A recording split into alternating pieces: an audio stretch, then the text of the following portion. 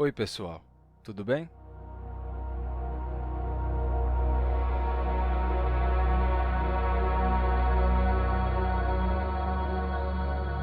Primeiro, eu gostaria de agradecer a todos vocês. O meu canal já está chegando aos 100 mil inscritos, então muito obrigado a todos vocês que estão aqui, que clicam em gostei nos vídeos, que compartilham também, que se inscreveram no canal. Bem, agradeço a todos. E especialmente aos membros do canal, porque nos meus vídeos eu nunca pedi para ninguém se tornar membro. Eu nunca falei sobre essa possibilidade de apoiar o canal.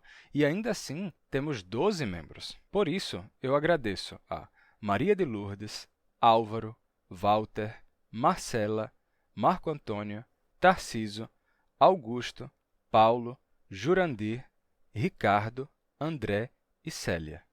Muito obrigado! Graças ao apoio dos membros do canal e também de todos vocês, o canal pode se manter ativo. Então, mais uma vez, muito obrigado. E eu vou começar o vídeo de hoje com uma afirmação um pouco intensa. Caso você esteja estudando ou tenha estudado grego koiné para a leitura do Novo Testamento, é muito provável que você esteja pronunciando errado. Por exemplo, como você pronunciaria as seguintes palavras que você vai ver na tela? Essa aqui é oikos, errado. E essa é eirene, errado. Essa aqui seria haima, errado também. E essa seria autos, errado. Pelo menos para a leitura do Novo Testamento. Mas como assim? Bem, vamos lá. No meu último vídeo, eu expliquei como nós conhecemos a pronúncia de línguas do passado e, além disso, como sabemos quando e de que forma as pronúncias foram mudando com o passar do tempo. No vídeo de hoje, vamos observar evidências históricas para a pronúncia do grego. Para vocês já terem uma ideia de como seria realmente a pronúncia do grego koiné dos primeiros cristãos, agora vocês vão ouvir um pequeno trecho da primeira epístola de João, da qual eu fiz uma leitura em grego. Se você já tiver estudado grego, veja o que está escrito e preste atenção na pronúncia. Se não souber nada de grego, então só aprecie a sonoridade da língua. Ο ειν απαρχής, ο ακικόαμεν, ο εωράκαμεν τους οφθαλμούς εμών, ο εθεασάμεθα και εχείρες εμών εψελάφισαν, περί του λόγου της ζωής. Και η ζωή εφανερώθη, και εωράκαμεν, και μαρτυρούμεν, και απαγγέλωμεν ομήν, την ζωήν την αιώνιον, ετησέμ προς τον Πατέρα, και εφανερώθη ημί. Ο εωράκαμεν, και ακικόαμεν, απαγγέλωμεν και ημί, είναι και ημείς κοινωνίαν έχετε με θεμόν, και η κοινωνία δε εμετέρα, μετά του Πατρός και μετά του Υιού αυτού Ιησού Χριστού. Και ταύτα γράφομεν ημί, είναι χαρά ημών επιπληρωμένη. Se você já tiver estudado grego, é possível que você tenha notado algumas diferenças entre a pronúncia que você aprendeu e a que você acabou de ouvir. Permaneça comigo que você vai entender por que a que você ouviu aqui é, de fato, a pronúncia correta. Bem, muitos dos meus alunos de grego estudam esse idioma com a intenção de ler o Novo Testamento no seu idioma original. E, neste vídeo, vamos falar sobre a pronúncia de um período da língua grega conhecido como grego koiné, de forma mais específica sobre a pronúncia do grego koiné nos primeiros séculos depois de Cristo. Vamos fazer essa análise para que vocês saibam como era a pronúncia original do grego do Novo Testamento e como os primeiros cristãos ouviram e recitaram os textos neotestamentários, que foram escritos em grego. A propósito, alguém não usar a pronúncia mais correta não quer dizer que a pessoa não saiba grego. A pessoa pode não pronunciar da forma mais adequada e, ainda assim, ter um conhecimento profundo dos termos, fazer boas traduções, ser um bom professor e dar boas explicações sobre os textos. Além do mais, por estarem trabalhando com um material cujo foco para essas pessoas é principalmente de leitura e compreensão, muitas pessoas não se importam tanto com a questão da pronúncia, só querem ler e entender. Então, a pronúncia que eles usam é a que foi passada para eles. Não pensam muito sobre isso, só repetem. E tudo bem, não quer dizer que essas pessoas não conheçam bem a língua grega. No meu caso, por outro lado, Ao ler esses textos, eu busco que a sonoridade seja como aquela que foi recitada e ouvida pelos seus autores, por aqueles no seu entorno e pelas primeiras gerações depois deles. Isso torna a experiência ainda mais profunda e bela. Mas sabe o que mais é belo? Acertou! Esta linda peça de roupa da Insider, sobre a qual vamos falar brevemente. Todo ano a gente vê algumas brincadeiras na internet dizendo que agosto não acaba nunca. E em 2024 não tivemos feriados nacionais em junho, julho e agosto. Isso ainda vai se estender um pouco, porque 7 de setembro vai cair num fim de semana. Aproveita então para fazer o que dá, né? Montar um visual para não aproveitar o feriado, ou seja, para um dia normal de trabalho ou de estudos. Vocês podem usar uma peça como a que eu estou usando, que é a minha preferida. Vocês também poderiam usar a camiseta mais básica da Insider, que vocês já viram em mim em outros vídeos, ou podem dar uma olhada na loja da Insider, que tem uma boa variedade com peças do tamanho PP ao XXGG de diferentes cores, para um público masculino e feminino. Então, aproveitem lá. E usem o cupom GLOSSONAUTA. Eu vou deixar o link na descrição e no comentário fixado. Agora, voltando ao tema central do vídeo, eu vou falar brevemente sobre a história da pronúncia da língua grega. Partindo do princípio, o grego era pronunciado de acordo com a pronúncia natural da sua época e manteve essa tradição ao longo da história, ou seja, as pessoas pronunciavam grego de acordo com a pronúncia da sua própria época, assim como nós pronunciamos português de acordo com a nossa própria pronúncia da nossa época. Contudo, do século XV para o XVI, alguns estudiosos escreveram sobre o fato de a pronúncia do grego que era utilizada na época deles ser diferente da que era descrita pelos antigos gramáticos, porque a pronúncia havia mudado como é o natural. Então, no século XVI, Erasmo de Roterdã publicou a sua reconstrução da pronúncia tanto do latim quanto do grego antigo. Essa pronúncia, conhecida como erasmiana, recuperava a pronúncia do grego lá do período clássico, do século IV a.C. E, posteriormente, com mais evidências e mais estudos, os linguistas conseguiram reconstruir a pronúncia desse período com uma precisão ainda melhor. A partir de então, pouco a pouco, a pronúncia usada por professores e alunos de grego ao redor do mundo, mas não em todo o mundo, foi sendo substituída, ou seja, em vez de usar a pronúncia daquela época em que viviam, eles passaram a utilizar a pronúncia reconstruída lá do período clássico.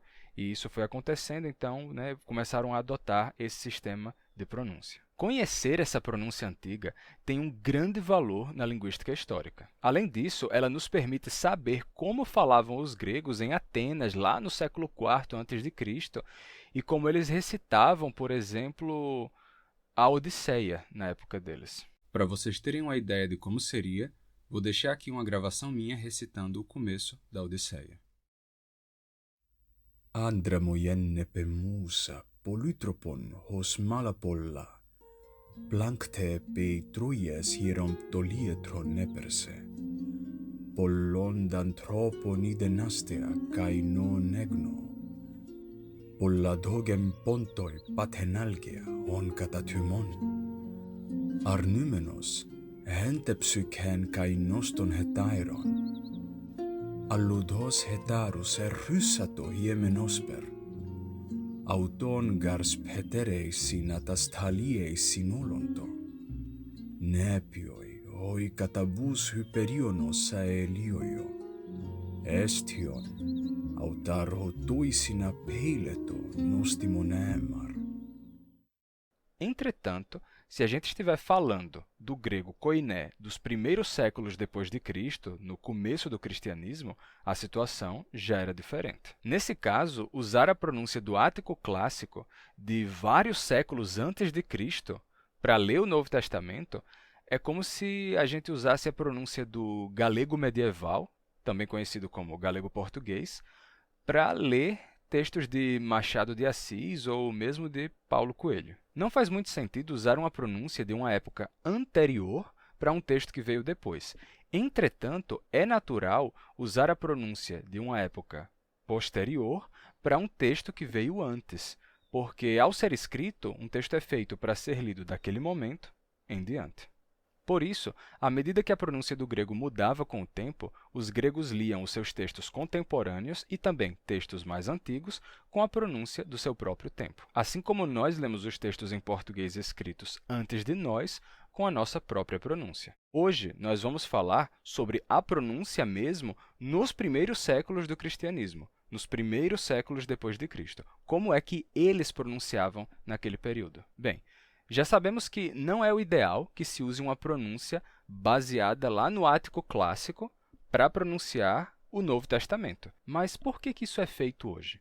Bem, o que aconteceu é que, por inércia, como a pronúncia que se consolidou no meio acadêmico para ler o grego antigo foi a pronúncia reconstituída do ático clássico lá do século IV a.C., as pessoas foram usando essa pronúncia para tudo que era grego antigo, né, tudo lá da Idade Antiga, e usaram também para o Novo Testamento. E ficou por isso mesmo. Ninguém se preocupou mais em corrigir isso e por inércia, esse costume foi ficando assim. Não é que ninguém se preocupe com isso. De fato, há professores e estudiosos que se preocupam com esse detalhe, mas grande parte das pessoas não se importa com isso e não se importa tanto com a pronúncia, como eu já mencionei. Só que, para mim, é de grande valor recitar e ouvir os textos do Novo Testamento com a sonoridade que era familiar para os seus autores e para os seus primeiros leitores, o que dá mais beleza à experiência, além de evitar o anacronismo de usar uma pronúncia que é bem mais antiga do que o próprio texto.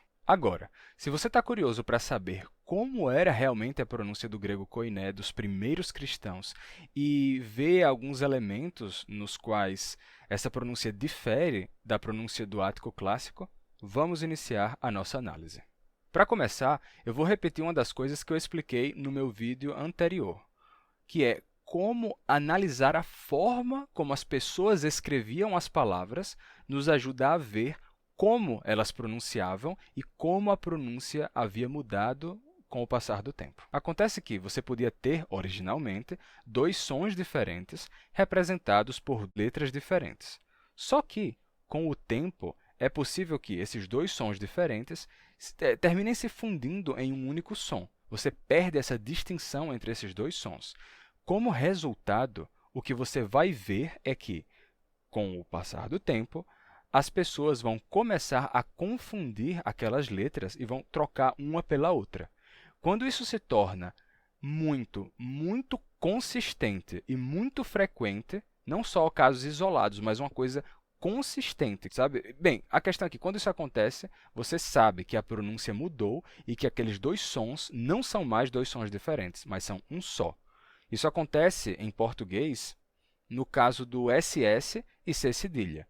Quando você tem uma pessoa que está ainda em processo de alfabetização, ou que não conhece muito bem a grafia das palavras, ou que simplesmente esqueceu uma grafia e não tem como consultar, essa pessoa vai trocar, ela pode trocar um SS por um C cedilha. Por quê? Porque o som representado é o mesmo. Agora vamos ver outro exemplo. Vamos ver o caso da palavra dia. Bem, dependendo do seu sotaque, a palavra não se pronuncia dia, e sim dia. Acontece que talvez você não tenha percebido, mas, às vezes, as pessoas que dizem dia relaxam a pronúncia e, em vez de dizer dia, dizem simplesmente gia, sem fazer um som de D, é só um sonzinho de J, gia, gia. E falando rápido, em vez de dizer bom dia, dizem simplesmente algo como bom dia, bom dia, bom dia, bom dia, bom dia, assim, certo? Só com o som de J, sem fazer o som de D. Tá? Talvez você não tenha percebido, talvez sim, mas isso acontece. Ainda assim, mesmo que às vezes você diga bom dia, você jamais escreveria a palavra dia com J em vez de D, porque essa pronúncia ela só está começando a aparecer. É uma pronúncia relaxada. A sua mente ainda interpreta essa palavra como sendo uma palavra com D. Entende? Só que, se com o passar do tempo essa pronúncia for se consolidando e daqui a alguns séculos, de fato, as pessoas não disserem mais dia e disserem sempre gia, gia, com essa pronúncia mais relaxada, sem o D, só um J, gia, sempre bom dia. E a pronúncia dia desaparecer e for só gia mesmo, o que é que vai acontecer? Que Para essas pessoas, o som do D antes de I terá ficado igual ao som do J. Para essas pessoas, DI vai se pronunciar J e JI vai se pronunciar J também. Então, essas pessoas, daqui a uns séculos, poderiam confundir a grafia da palavra dia, ou pronunciada como gia, entre D e J. Ou uma criança em processo de alfabetização poderia perguntar: como se escreve gia? É com D ou com J? Entende? Mas para que isso aconteça, para poder errar entre um D e um J, não é porque a mudança do som está começando, mas é porque ela já se consolidou, ela já está bem consolidada. E quando ela já está bem consolidada, o som não está em processo de mudança, ele já mudou. Então, o que vai acontecer é que você vai encontrar consistentemente esse erro de grafia. Várias pessoas vão errar a grafia e vão trocar uma coisa pela outra quando esse processo já tiver se consolidado. Tendo isso em conta, vamos fazer agora uma análise da pronúncia do grego koiné dos primeiros cristãos nos primeiros séculos depois de Cristo. Eu vou começar com um exemplo um pouco tardio e depois eu volto mais no tempo, tá? Isso daqui é uma imagem do Codex Alexandrinus, tá? É um manuscrito do Novo Testamento do finalzinho do século IV, início do século V. Tá? Aqui, vou mostrar já uma coisa interessante. A gente vai encontrar a palavra marturia. Vejam aqui. Marturia. A palavra testemunho. Marturia. Escrita com iota, alfa no final. Marturia. Essa mesma palavra aparece pouco antes escrita assim. Marturia. Não acabando com iota alfa, mas acabando com epsilon iota alfa, certo? Isso daqui é uma imagem do manuscrito, mas eu vou usar agora uma versão mais fácil de ler. Tá? Isso daqui é uma cópia, letra por letra, daquele manuscrito, só que mais fácil de ler. Tá? Então, vamos dar uma olhada na mesma coisa aqui. Aqui temos marturia, certo? Marturia é a mesma coisa. Ó. Acabado em iota, alfa. E na linha anterior temos marturia, acabado em epsilon, iota, alfa. O que isso quer dizer? Bem, isso quer dizer que epsilon iota se pronunciava como iota. Tá? Temos I aqui, marturia e marturia. Tá? Isso daqui se pronunciava como isso. O grego é cheio de processos de monotongações, de sons vocálicos fechando. A gente vai falar um pouco disso depois. Mas, basicamente, isso daqui é I. E isso daqui também é I, certo? Bem, vou mostrar outro caso interessante que está aqui no começo do capítulo 4. Ok. Bem, aqui temos um o akikoate otierchete, certo? Akikoate. Isso daqui é akikoate. Isso daqui é para ser a terminação da segunda pessoa do plural. Vocês ouviram, tá? Vós ouvistes. O akikoate. Que era para estar escrito com epsilon, que seria o equivalente da letra E, mas está escrito com alfa e iota, como se fosse akikoatai. Por quê? Simples, porque isso daqui não se pronuncia ai, isso daqui se pronuncia E, certo? E, akikoate. Então, o antigo ditongo ai agora se pronuncia E, tá? Isso daqui é E. Essa seria a pronúncia, tá? Mas você pode pensar, tá, mas isso daí já é muito posterior, é final do século IV, início do século V. Será que a pronúncia já tinha mudado antes? Bem, sim. Primeiro que, para estar escrito assim aqui, é porque essa pronúncia já está muito bem consolidada. Então, ela já mudou antes disso. Mas vamos dar uma olhada agora em exemplos anteriores.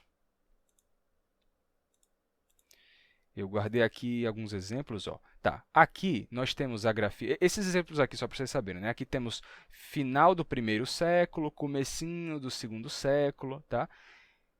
Bem, aqui a gente tem a palavra is, certo? Escrita com epsilon e iota. Essa daqui seria a grafia padrão dessas palavras. E à esquerda, nós temos a grafia dessas palavras como foram encontradas em diferentes textos. Então, essa pessoa foi escrever is e escreveu com iota, e não com epsilon iota. Is, certo? Essa letra final aqui é um sigma, tá? E aqui também é um sigma, só que estão em diferentes formas, mas é a mesma letra. O que importa aqui é isso daqui. I, mesmo som.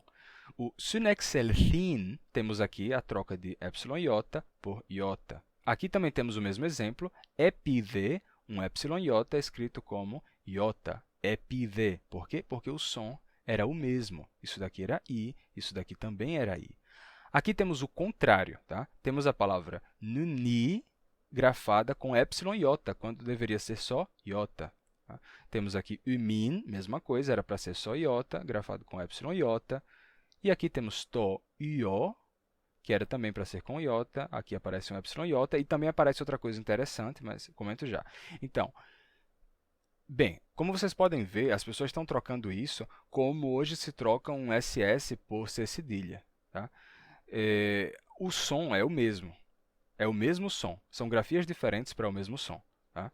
No caso aqui de io, a gente também tem o y grafado como ômicron iota, tá? Porque o ômicron iota, essa combinação, também se monotongou, né? O ditongo se desfez, e a pronúncia passou a ser u, que é a mesma pronúncia do y. Tá?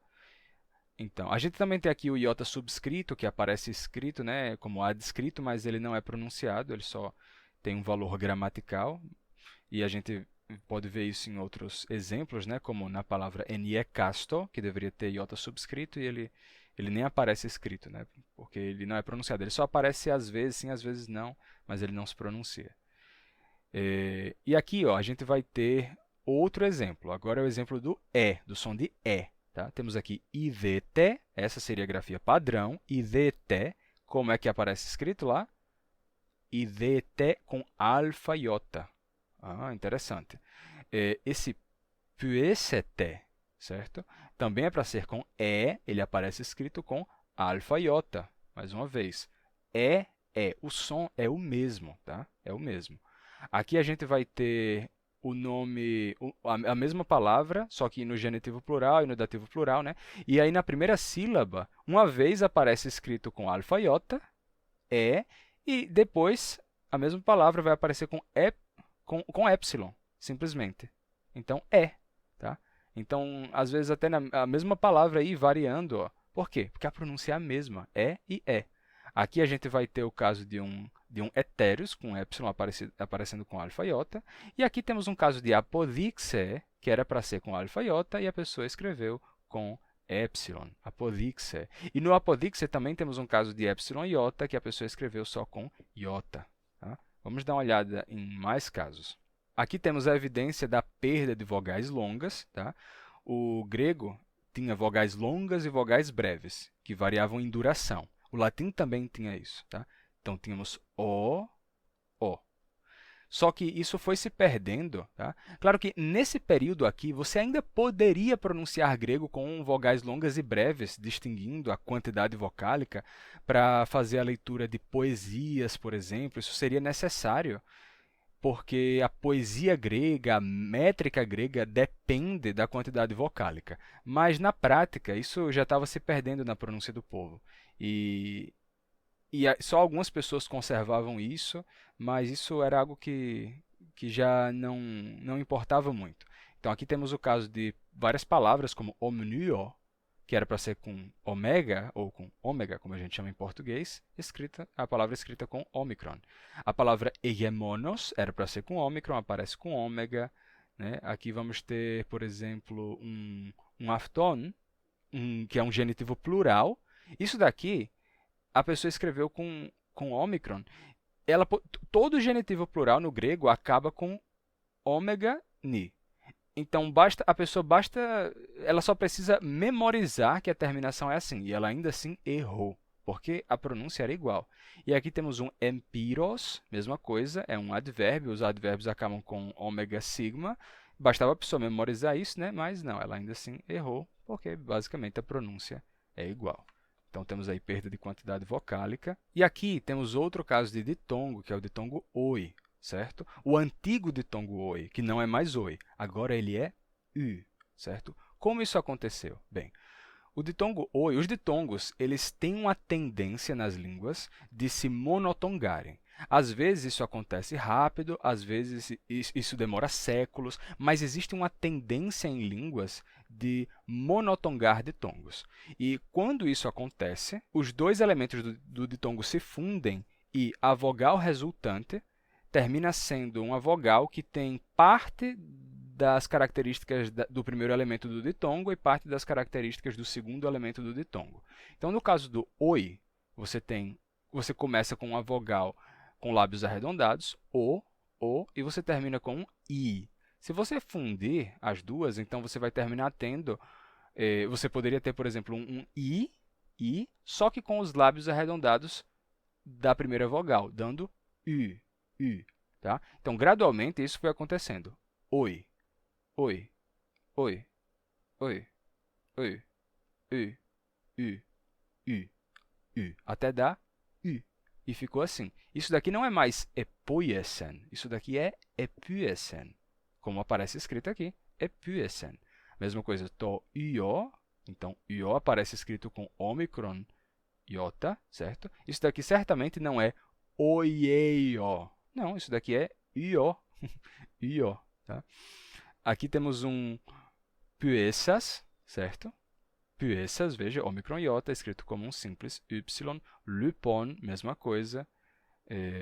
E aqui temos um enurmenon, escrito com um simples y. Então, você tem troca de ômicron iota por y e de y por ômicron iota. Por quê? Porque assim é como se pronunciava, com u. Tá? Esses exemplos, vejam, final do primeiro século, finalzinho do primeiro século, comecinho do segundo século. Isso daqui é a época do Novo Testamento e dos primeiros cristãos. Essa aqui é a pronúncia do grego koiné do Novo Testamento.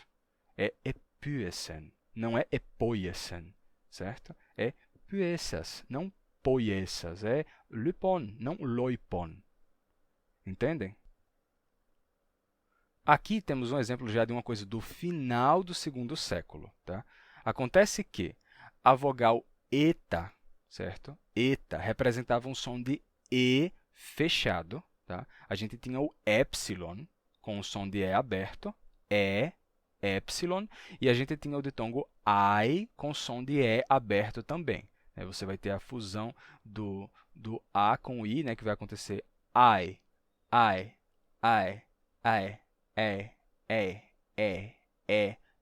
até dar um E aberto, E, que era o mesmo som do E. Então, você encontra o tempo todo epsilon no lugar de alfa iota e alfa iota no lugar de epsilon, porque tinham o mesmo som, E e E. Mas você não fica encontrando o tempo todo epsilon trocado por eta e eta por epsilon, porque esse daqui é E e o eta era E, fechado, E. Então, a gente encontra esses dois aqui sendo trocados. Bem, esse daqui é um E aberto, tá? Esse daqui é também. Acontece que o eta era um E fechadinho. Então, aqui teríamos I, D, T. I, D, T. Essa seria a pronúncia. O eta, que era um E fechadinho, E, depois ele terminou se fechando mais e ficando com som de I, como terminou sendo no grego medieval e no grego moderno. Tá? Mas o eta com som de I é ainda do período do grego koiné. Então, é totalmente válido usar a pronúncia do eta como I, porque ele já existia no final do segundo século. Então, ainda é um período do grego koiné e bem próximo à escrita do Novo Testamento. Então, temos aqui o E, né, sendo já trocado por epsilon iota, que representa o som de I. Então, eta trocado pelo som de I. Aqui essa palavra deveria ter som de I, quirias, e a pessoa escreveu com eta, porque a letra aqui já era ita, já se pronunciava como I. Então, aqui, ao final do segundo século, você já tem eta com som de I. E se ele já está aparecendo na escrita agora com som de I, significa que a pronúncia dele como I já existia antes. Para estar aparecendo na escrita agora, é porque a pronúncia já existia. Ela só está se consolidando completamente agora. Né? Então, a gente vê aqui esse epuesen no primeiro século escrito com U, né? Isso significa que isso daqui já está consolidado, a pronúncia já é assim faz tempo. Tá? Então, No final do segundo século aparece o eta representando o i, então é porque essa pronúncia já existia e só está se consolidando agora. Além disso, tenho comentários para fazer sobre ditongos como ao, el e eu, né? Como nessa palavra aqui, ó, vocês podem ver aqui esse ao, né? A gente tem aqui um el. Esses ditongos, na verdade, eles também se desfizeram. O grego se desfez dos ditongos. A pronúncia do grego desmanchou os ditongos de diferentes formas, né? No caso do ai, ele se torna e. No caso do oi, ele se tornou u, como a gente já observou. E no caso de ditongos acabados em u, como ao, el, eu, o que aconteceu? Bem, vamos observar aqui. Nesses casos, a pronúncia do grego moderno já nos dá um indício. Tá? Se você pedir para um grego pronunciar isso daqui, ele vai dizer não raudos, mas ele vai dizer ravdos, ravdos, certo?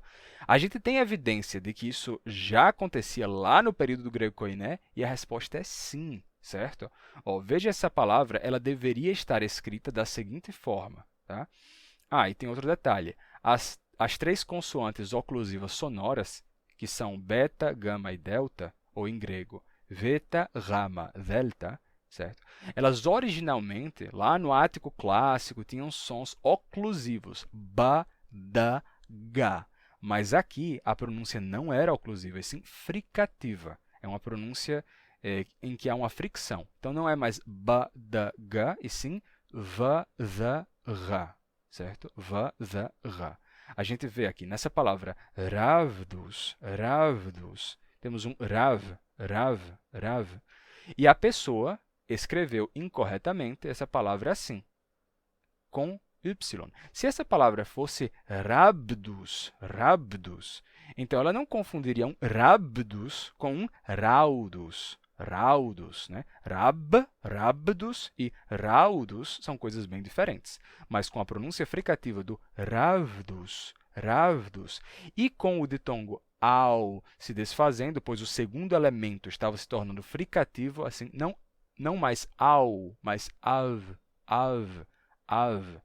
Então, isso daqui seria um rav, ravdos, e isso daqui também seria ravdos, certo? Por isso a pessoa trocou isso por isso. Tem mais casos disso. A gente encontra, por exemplo, uma alternância entre pnevtuni e pnevtuni, ou seja, esse ev escrito com epsilon y ou com epsilon veta. Pnevtuni, pnevtuni. Tá? Isso nos mostra tanto que o veta era fricativo, não é mais pneb, e sim pnev, como também que o el não é mais el, e sim ev. Como também é visto por nós no grego moderno. Como eu disse, se você pedir para um grego atual pronunciar uma coisa como essa, ele não vai dizer raudos, ele vai dizer ravdos. Tá? Então, analisar o resultado vivo da língua de hoje também ajuda a gente a perceber o caminho pelo qual a língua foi passando. Aí depois você precisa procurar as evidências de quando isso aconteceu. E aqui a gente tem as evidências de quando isso aconteceu. Tá? Então, já no período koiné, isso não era au, isso era av. Portanto, uma palavra como autos não era mais autos, e sim autos. Bem, vamos continuar. Aqui temos uma evidência para o gama fricativo, não mais gama, mas sim rama, certo? Como? Vamos dar uma olhada. Temos essa palavra aqui, que seria no ático clássico, hierou, hierou. E aqui, que já deveria ser hieru, né? Temos uma coisa interessante no século I a.C., né? Já acabando o primeiro século a.C., já entrando no primeiro século depois de Cristo, a gente tem essa palavra grafada assim, com esse rama aqui. Por que não está... Bem, como é que eu explico isso? Como é que isso faz sentido? Bem, acontece que se esse gama fosse gama, com g, som de g, não faria. Ieru, sendo escrito como igeru, nenhum sentido. Igeru, não faz sentido, não. Mas se o gama for fricativo, ou seja, não mais ga, e sim ra, e aí em contato com uma vogal palatal, ele se palataliza também, e aqui não teríamos ré, e sim ye, com a palatalização ye, como acontece no grego atual, curiosamente. Então, pronunciando ie rápido, dizendo assim, ye, que geraria essa fricção yeru, então o falante, ao pronunciar essa palavra de forma espontânea, yeru, yeru, e produzir essa fricção, yeru, yeru, yeru, ele associou essa fricção do com o som do rama, que tem essa fricção, e colocou aqui um gama, yeru, yeru, representando a sua pronúncia.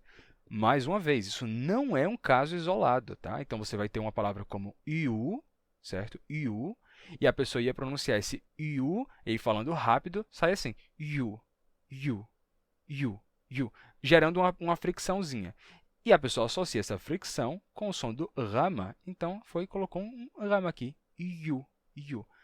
Nessa palavra aqui, se você fosse ler isso com a pronúncia do ático clássico, com a pronúncia erasmiana, isso daqui seria um ergueus, certo? Ergueus, geus, ergueus. É impossível que alguém confunda um ergueus com um herieus, certo? Herieus com ergueus não tem como. Só que se o rama for fricativo, então rama, e se palatalizando em contato com um épsilon, assim como acontece no grego hoje, isso não seria ge, e sim ye. E aqui a gente teria um erguevs, certo? Tendo em conta que isso daqui não é eu, e sim ev, né? Erguevs, e que não tem mais aspiração, tá? Eu vou falar disso depois. Não é re, mas é. Erguevs, erguevs. Aí sim o ie, erguevs, erguevs, a pessoa associa isso com um ie dito rapidamente. Ie, erguevs, erguevs, erguevs, com o rama fricativo e palatalizado.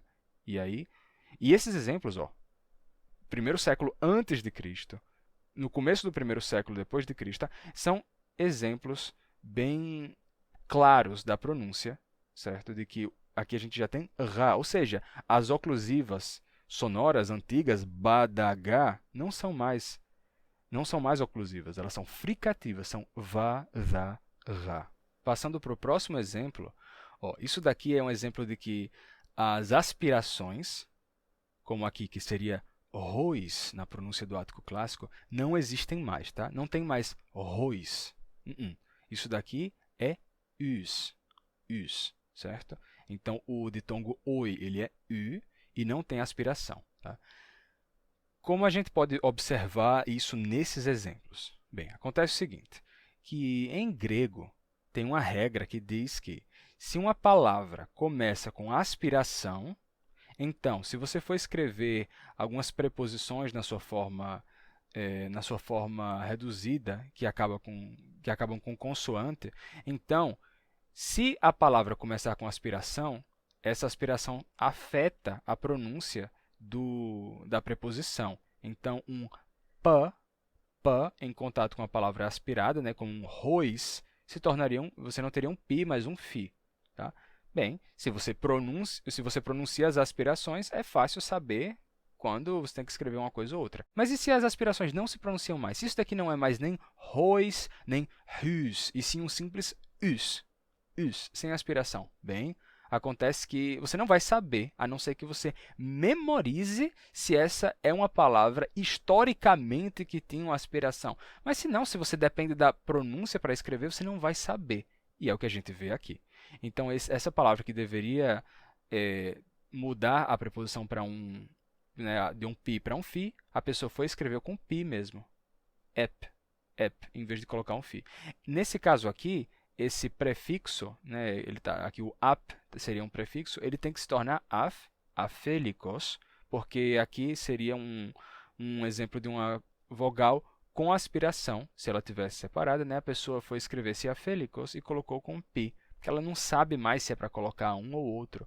Ou catetos, por exemplo, a pessoa não sabe que esse epsilon não tem aspiração. Ela foi e colocou um theta aqui, cathetos, porque não sabe mais, a aspiração não se pronuncia mais. E olha, esses exemplos são primeiro século, começo do segundo século, primeiro século antes de Cristo, primeiro século depois de Cristo, primeiro século antes de Cristo. Aqui a aspiração não faz mais diferença, tá? Não tem mais aspiração. Isso daqui não é rois, tá? Isso daqui é us. Uma palavra como sangue, por exemplo, que seria haima, não é mais haima, e sim ema. O ditongo ai se torna e a aspiração se perde, é só ema. E como curiosidade, no texto que eu estava mostrando antes, da primeira epístola de João, tem um exemplo disso que eu acabei de dizer, acho que estava... aqui. Ó, a palavra R não tem aspiração, tá? É R. Mas a pessoa teria que colocar aqui um uk, com capa, uk. Mas ela não sabe mais se tem aspiração, se não tem aspiração, então ela foi e colocou um ur, erroneamente. Por quê? Porque ela não pronuncia mais essas aspirações. Isso não existe mais na pronúncia. Tá? Isso é só uma lembrança do passado. Então, as pessoas erram na grafia por causa disso. Tá? E aqui a gente tem um resumo das vogais. Quais eram as vogais no grego koiné dos primeiros cristãos, né? Nos primeiros séculos depois de Cristo. Esse era o sistema geral de pronúncia das vogais. Você tem a vogal I, cuja representação, dependendo da palavra, vai ser iota ou epsilon iota. A vogal E, representado por eta. A vogal E, representado por epsilon ou alfa iota. A vogal A, por alfa. A vogal O, por ômicron ou ômega. A vogal U, por ômicron y. E a vogal U, representada por y ou ômicron iota. Temos I, E, A, O, U, U. E essas são as representações. Então, uma palavra como tetelestai, né, seria tetelesté. Essa era a pronúncia com a qual os primeiros cristãos pronunciaram essa palavra e os autores do Novo Testamento também. Bem, isso era o que eu tinha para mostrar para vocês. Então, essa é a pronúncia do grego koiné dos primeiros séculos e dos primeiros cristãos. Então, caso vocês tenham interesse, vocês podem aprender a pronunciar dessa forma. Eu tenho um vídeo no meu canal em que eu fiz a leitura completa da primeira epístola de João. Vocês podem ouvir, podem ver, né, ver o vídeo, observar como as palavras estão escritas e prestar atenção na pronúncia, e assim vocês podem aprender esse sistema de pronúncia. Bem, pessoal, espero que tenham gostado do conteúdo do vídeo de hoje. Acho que foi uma coisa assim bem específica, né? Não foi uma coisa tão geral, foi tipo a pronúncia do grego koiné nos primeiros séculos do cristianismo, como foi usada pelos primeiros cristãos, etc. Foi uma coisa bem específica. Mas eu tenho muitos alunos de grego que estudam o grego especificamente para isso, porque querem ler o Novo Testamento no idioma original. Então eu achei que seria útil fazer este vídeo, seria informativo também para outras pessoas, e ao mesmo tempo, estudantes de grego podem vir aqui até este vídeo e aprender algo novo sobre esse idioma. Bem, então, se tiverem gostado, deixem o seu gostei e se inscrevam no canal. Compartilhem o vídeo também com outras pessoas que poderiam gostar ou com outras pessoas que vocês sabem que estudam grego ou pretendem estudar grego. E se lembrem também de passar na página da Insider e usar o cupom GLOSSONAUTA para ter um desconto. Até mais, pessoal, e a gente se vê no próximo vídeo.